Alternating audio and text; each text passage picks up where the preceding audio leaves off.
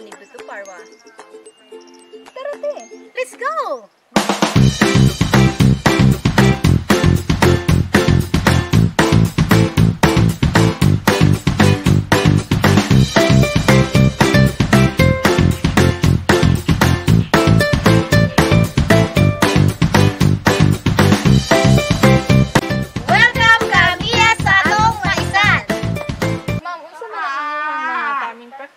nga gina-apply diri sa inyong maisan? So, amo ang first step namo ma'am, mag-land prep me, mag-tractor, i-track siya, tapos pahungawon sa nimo siya after 5 days before ka mo tanom. So, pagtanom na po nimo, tudling na po amo ang amo ang ginabuhat ma'am, tudling siya. So, tanom ang mais, magbasal una bago siya tanuman. Para 12 days ago na po siya mag-first abono na pod ka sa amo ang maisan para pod makita na nimo ang himsog ug natay mga kita nga mga pesticide and unsa mga insekto din ha dapat mag-take dayon ka, then magkunik ka sa LGU para sa technician para sila na pod ang advice sa mo kung unsaon ang i-apply na mo nga tama gid nga pang gamit sa mga pesticide kay so sila magud ang nakahibalo kung unsaon ang pag-application, tapos mag-herbicide jud ka palibot para aware po ta sa mga example sa mga ilaga mao ginaang naka-severe sa makalugi po sa mga farmers. So dapat need jud nato limpyuhan sa maingon ani sa palibot para po good harvest po ta soon.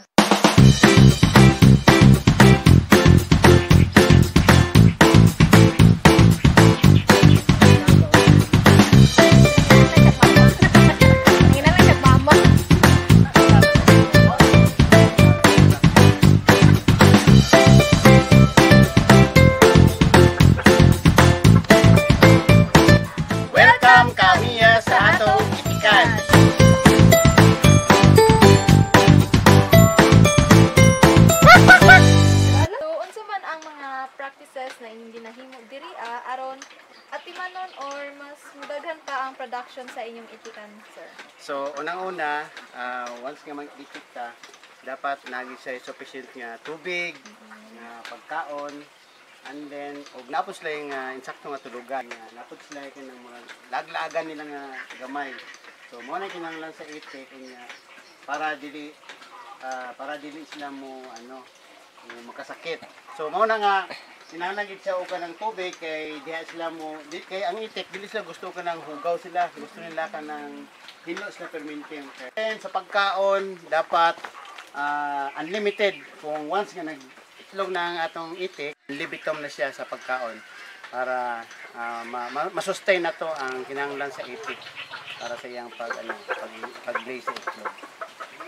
Unsay ginapakaon ni sa itik? So karon kay na naman siya sa laying stage, so among ginapakaon na ni duck layer 2 by Pilmico. So mao na among ginapakaon and then merienda nga gamay nga nga corn. Sa pag-atiman sa itik, ang number 1 nga na problem nga na encounter nako is kanang malupog o kanang di siya kalakaw. Mao na yung number 1 nga ma-experience nako. Nya mahitabo na siya kung ang panahon, nag-change ang panahon, so kay init, tapos after nga kuso kay init niya mo kalit ng kaulan, murag mao nang time nga pagkaugma dili sila kalakaw. So nami gina-inject nga kuan na gihatag gyapon sa Pagro o sa LGU, gihatag gyapon sa mga katong calcium nga tambal nga gina-inject na mo din 2 to 3 days, after 2 to 3 days, makatindog na po siya balik. Maka-recover na po lang atong itik. Kamura po nag-inject? Kami na po gina-inject. Gitudloan lang diri sa batok na mo gina-injectan. O ang ikaduha ang predator. Example kanang mga iro, snake, usahay, and then kanang matugaw sila nga maka-epekto po na sa ilang pag-itlog, pag-produce sa itlog na matugaw sila. Mao na nga dapat ang atong itik safety gid sa mga predator. Anay klase sa housing sa itik, pwede siya lapag type, pwede po siya o kanang hanger type, duha.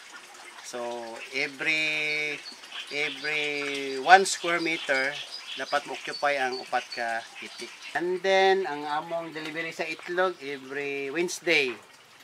Every Wednesday, once a week mi ga-deliver sa Duhali, and then namin area dito nga mag-consolidate sa itlog, then i-deliver na mo kang sir nga bahaya. Per week ang among ma-deliver dito na sa minimum mi og 2,000, then mo abot mi og 4,000, 3,500. So nami kontrata kay bahaya nga minimum of 2,000 eggs per week.